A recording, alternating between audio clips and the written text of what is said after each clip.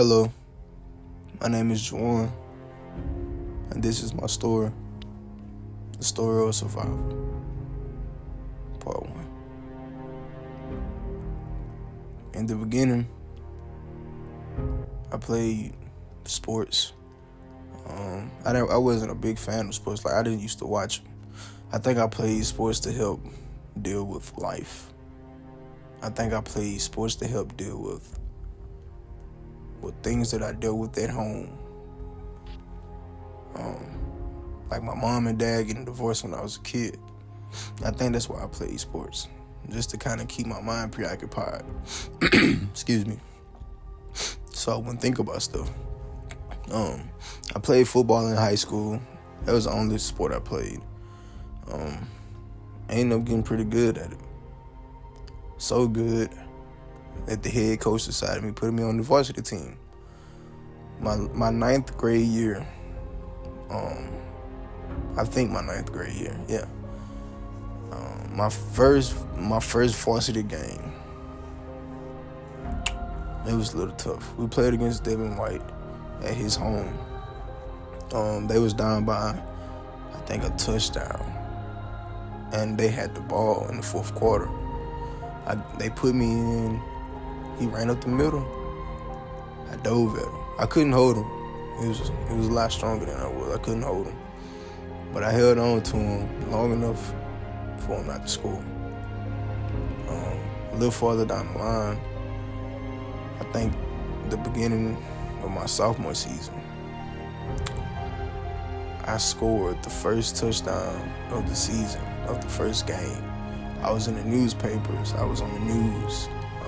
I started to get a lot of attention. It started to go well. I had a promising football career. I'm talking D1. It was not a doubt.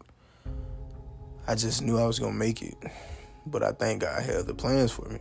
Well, I know God has other plans for me, because at the end of my sophomore season, in the beginning of my junior year, we had practice during the summers. It was 2-a-days, and I also worked with my dad during the summers, and I did construction. The morning of June 12th, I got a phone call early morning. It was about 6, maybe 6:55. No, it may have been earlier. It might have been about 5. Yeah. Got a phone call from my dad. He was like, I need you to come to work. So I didn't hesitate. Got up, brushed my teeth, put my clothes on, and left out the door. I had just got my truck. I had just got a hot one. It was a 1999 Ford Ranger. It was a 2-door. I remember it was stick shift for 5-speed. I had just put some 20-inch rims on it, just got a radio in it, just had got it painted. I didn't have it for 2 weeks. So June 12th, I got the early morning phone call. Dad called me and told me to come to work. Got up, put my clothes on, and I left out the door. To get to my neighboring city, which is Minden, you can go down my road, hang a right on Highway 518, and it'll take you all the way to Minden. But for this day, for some reason, I went all the way out the way just to try to get there. I went about 10 minutes to my closest interstate, and I went westbound. I got about 30 minutes to 35 minutes up the road, and I fell asleep behind the wheel.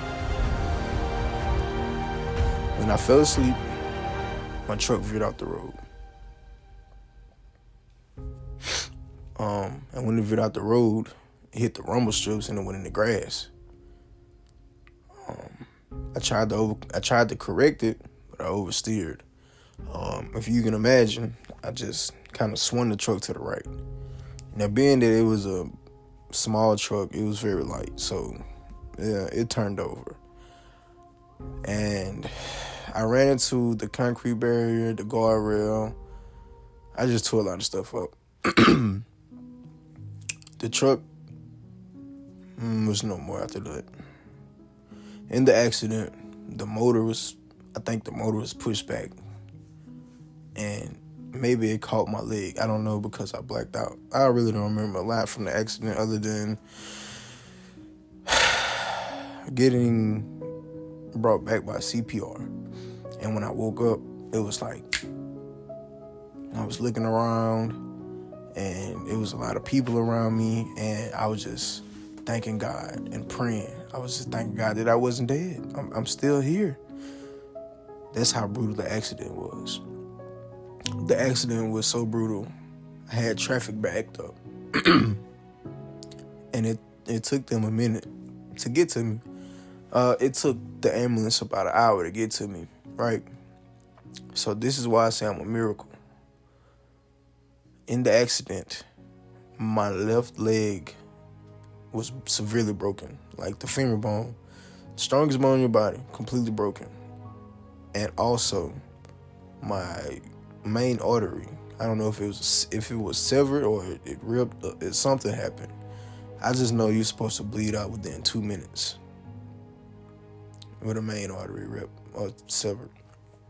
The guy was with me that day because my leg had swelling up so big it stopped the bleeding, and also my leg started to separate from the fat, the muscle, all that. So it took the ambulance an hour to get there to me. They got me out the truck. They put me on this board. It was a plastic board. It was hard and cold. Never forget. They slid me out. They put me on the stretcher, put me in the back of the ambulance. They rolled me in LSU Ochsner. I think it's a level 4 trauma center in Shreveport, Louisiana. They wheeled me in. They was asking me a series of questions. They was like, who are you? What's your name? How old are you? Do you know where you are? Do you know what happened? You know, just kind of going in and out. Didn't really know. All I know is I woke up in a hospital bed. And I was just looking around. I had doctors around me, nurses, family. It was a sight. Because at the time I was only 17 when the accident took place. So being that young and having it happen to me, it took a toll on me. I had a hard time sleeping in the hospital. I had a hard time coping with it. It just took a toll on me. And my dad was there for me, my mom, my stepmom, everyone was there for me. And it helped me because in the beginning, I was on the verge of dying because they was trying to fix my leg. They put some rods in it. I still have the marks from where they put the rods in on my leg. They tried to put my bone back together and fix it like that and put the artery back together and stuff like that. My dad said it wasn't working, and my mom also said it too. My mom used to tap my left foot every morning. She asked me just, can I feel any tingling, any type of sensation? There was no sensation in my left foot. Couldn't feel anything. As time progressed, I kept going in and out, just waking up and going back to sleep. I think maybe a week in the hospital, my leg was amputated below knee. That didn't work. I was still sick, getting sicker. I was dying. Remember in the beginning of the story, I told you I was 280 pounds in high school. I don't know if I told you that or not, but I was 280 pounds in high school. And in the hospital, I had got down to like 215. I looked so sick. I thought you would have thought I was like a cancer patient. I mean, my body was just drawing up. I was throwing up. I couldn't eat, couldn't sleep, had pains all night. It was something I just couldn't bear at that time. And I felt like I didn't have any friends at first because I had no one check up on me. I don't know. But I made it though. I was in the hospital for 2 months.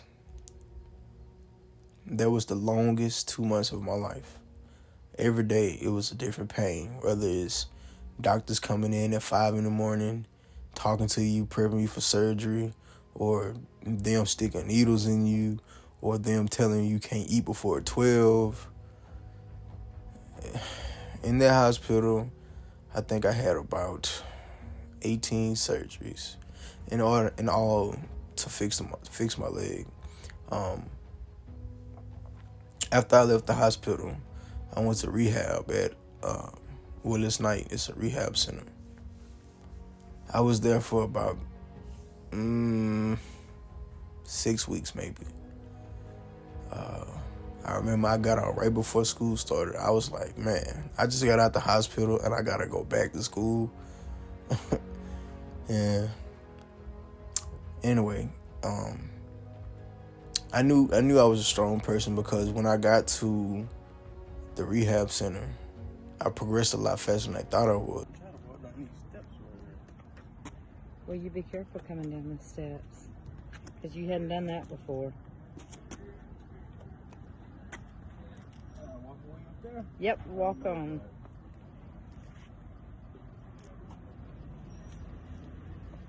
Good job.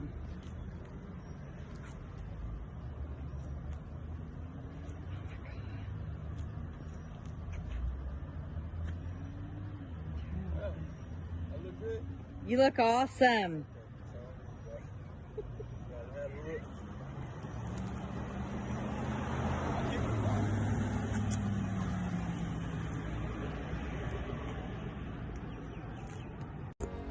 I ended up going home a lot faster than I was supposed to. Turns out I ended up having a growth in my leg. They call it HO, which is short for heterotopic ossification. It was a growth in my leg that put a shield of bone, I'd say maybe a 2-inch sheet of bone around the right part of my left leg. I had to have another surgery to get that removed. So I haven't been rocking on my prosthetic for about, May 2019, about a year. I got my prosthetic in May of 2020. I haven't looked back since. Since my accident, I have started playing different sports.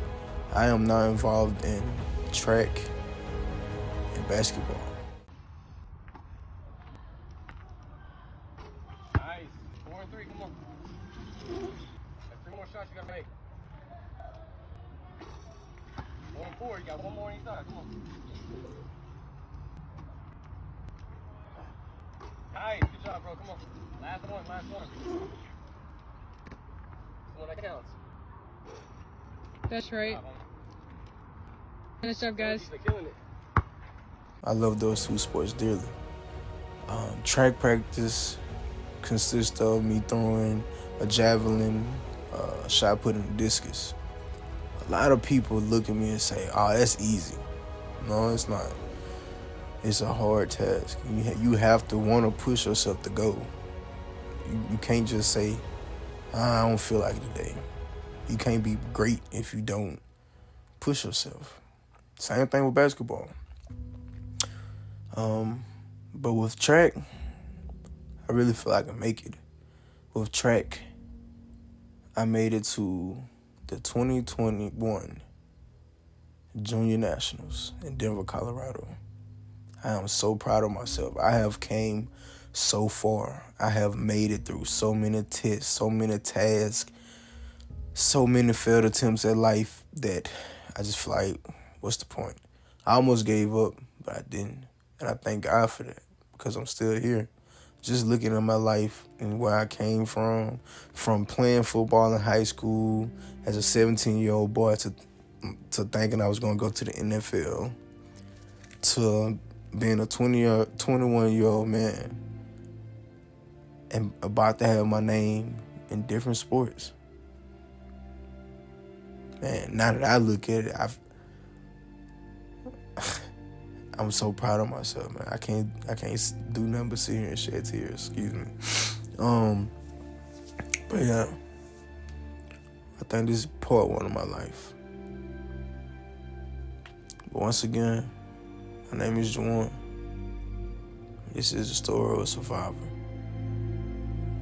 You're never impacted as much when you get knocked down, back against the wall, or you feel the world has given up on you. The real impact is when you get up, fight, and prove your worth. You gotta always prove your worth. And I always remember, no weapon formed against me shall prosper.